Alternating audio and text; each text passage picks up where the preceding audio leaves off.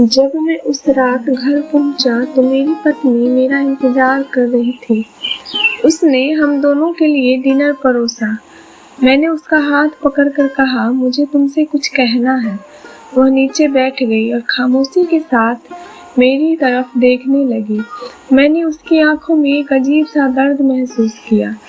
मैं कसम में था। मुझे समझ नहीं आ रहा था कि मैं अपना मुंह कैसे खोलूं, लेकिन मुझे उसे बताना था कि मेरी ज़िंदगी और मेरे दिमाग में क्या चल रहा है। मुझे उसे बताना था कि मुझे तलाक चाहिए। मैंने शांति से इस बात को उसके आगे रखा। वह मेरी बातों से नाराज़ नहीं लग रही थी, बल्कि उसने धीरे से मुझसे पूछा, क्यों? मैंने उसके सवाल से परहेज किया, तब इससे वह नाराज़ हो गई। उसने अपने हाथ में पकड़ी चम्मच फेंक दी और मुझ पर चिल्लाई, तुम जानवर हो।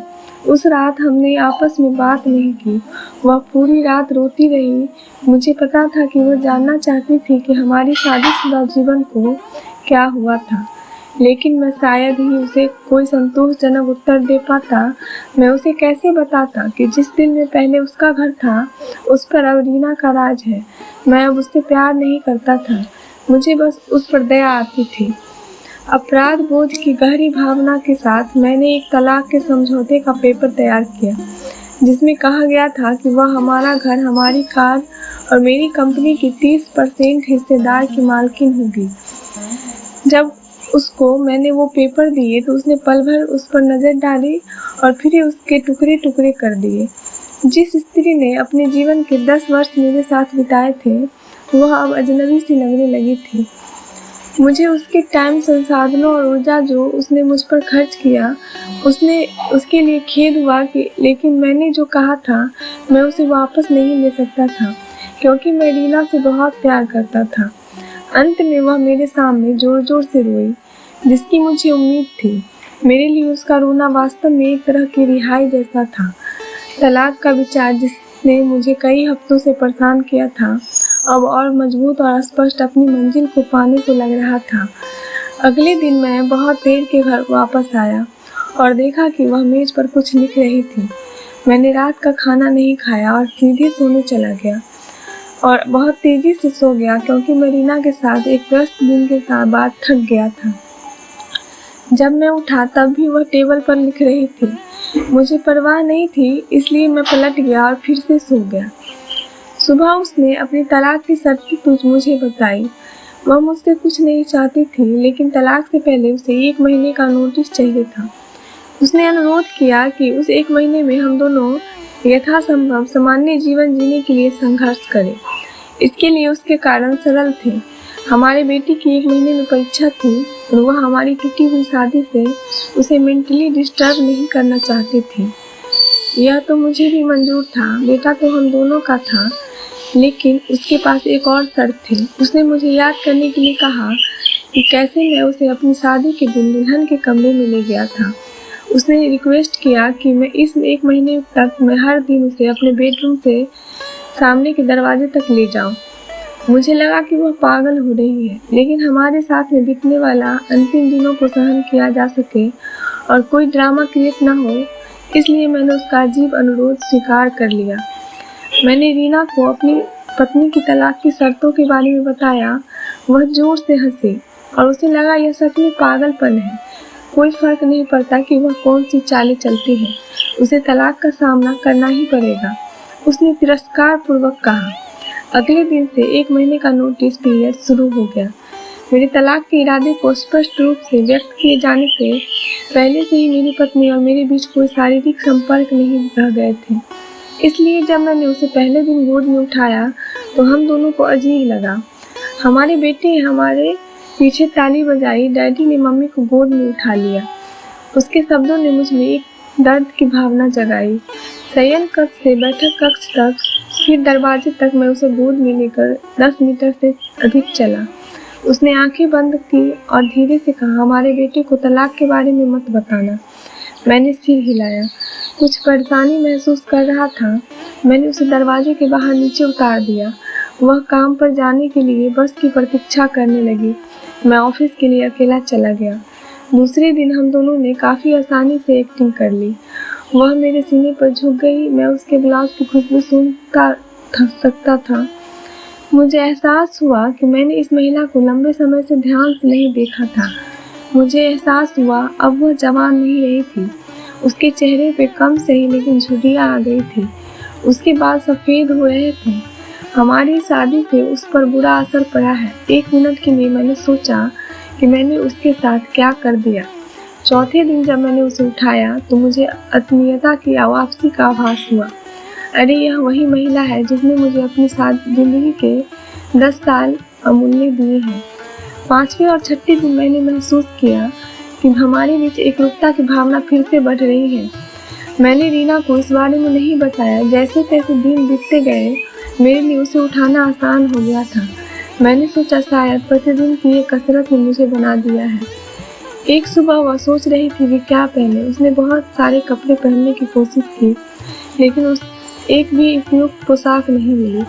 फिर उसने गहरी सांस ली। वह बोली, मेरे सभी कपड़े बड़े हो गए हैं। मुझे अचानक एहसास हुआ कि वह इतनी पतली हो गई है। मुझे अब समझ में आया कि यही वह असली वजह है जो मैं उसे इतनी आसानी से उठा पाता हूँ। अचानक एक विचार ने मुझे अंदर से झकझोर दिया।